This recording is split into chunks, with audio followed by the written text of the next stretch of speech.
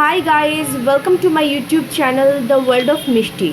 और आज मैं एक्सप्लेन करने जा रही हूँ new release the Singham again. Singham again movie 2011 में रिलीज हुई सिंघम मूवी की ही सीक्वेंस है।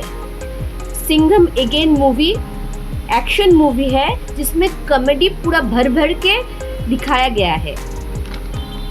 और देर ना करते हुए हम आगे बढ़ते हैं इस मूवी की कहानी की तरफ, जो कहानी रामायणा की माइथोलॉजी को ध्यान में रख के ही बनाया गया है। जैसे कि मैंने बोला था, ये सिंघम का सीक्वेंस है। तो पहली सीन में दिखाया जाता है अजय देवगन, जो कि बाजीराव सिंघम है, अभी कश्मीर में पोस्टेड है। और वहीं पे वो एक रिपोर्टर को ये खुलासा करती है कि वो लोग काम कर रहे हैं कश्मीर के बच्चे के ऊपर, ताकि वो लोग एक अच्छी फ्यूचर पा सके और ये टेररिज्म ख़त्म हो सके जड़ से।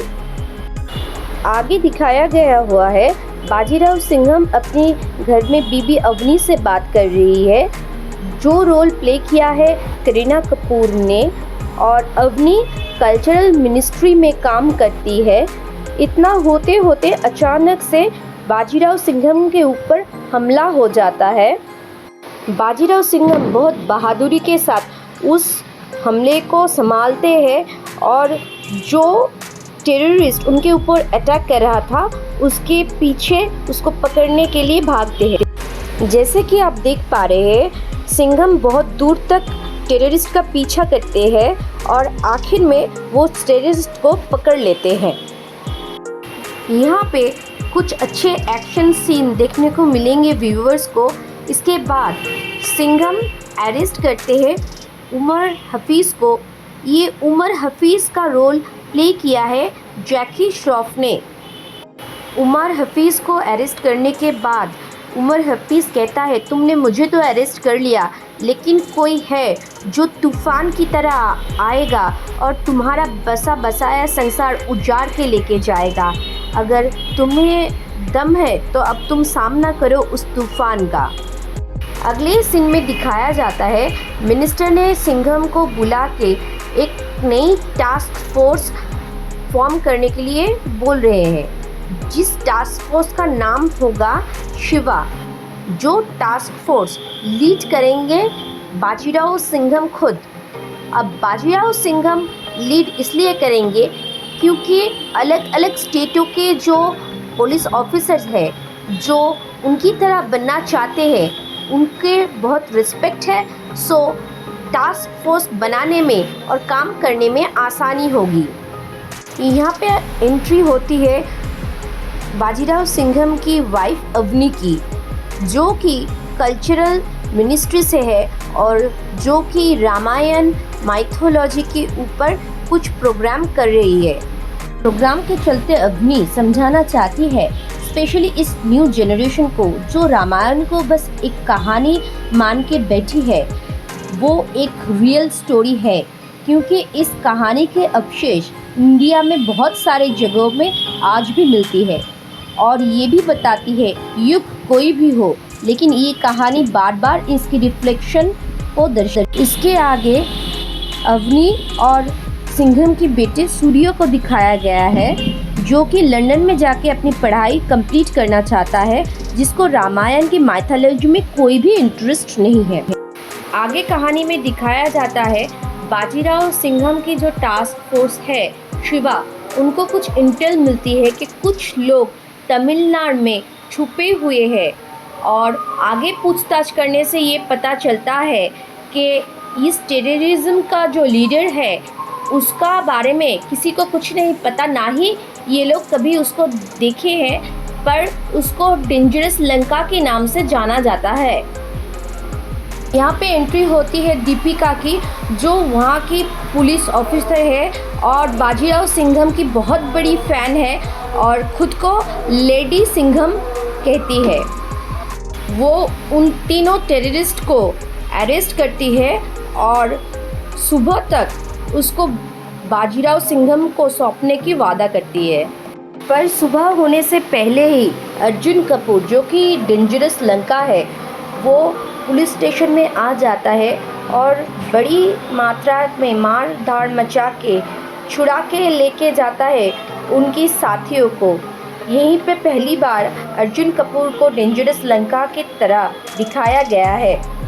आगे दिखाया जाता है अवनी की प्रोग्राम के लिए कुछ क्लिपिंग्स मिसिंग है जो कि रामेश्वरम में शूट किया गया था, और वो क्लिपिंग्स दोबारा से कलेक्ट करने के लिए फाइनली अवनी को ही रामेश्वरम जाना पड़ेगा, जो कि बेसिकली एक ट्रैप है।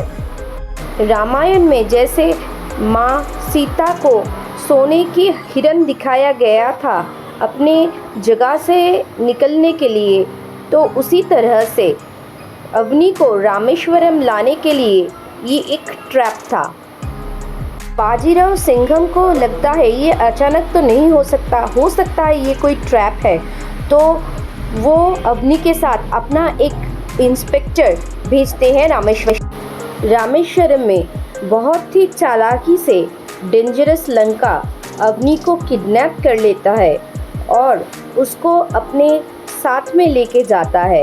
यहाँ पे ये भी सामने आता है, अब तक अवनी की जो असिस्टेंट थी वो उन लोगों के लिए ही काम करती थी।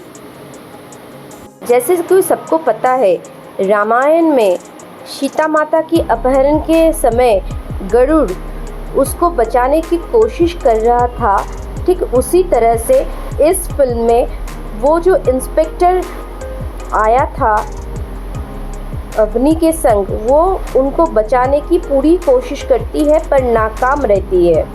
यहाँ पे एंट्री होती है टाइगर श्रॉफ की, जो लक्ष्मण की तरह कुछ देर के लिए अवनी को उन गुंडों से बचा लेता है और साथ में लेके जाता है उन लोगों की गांव में। बाजीराव सिंघम उस घटनास्थल में पहुंचते हैं और उस इंस्पेक्टर को सेफली वहां से ट्रीटमेंट के लिए भेज देते हैं एयरलिफ्ट से।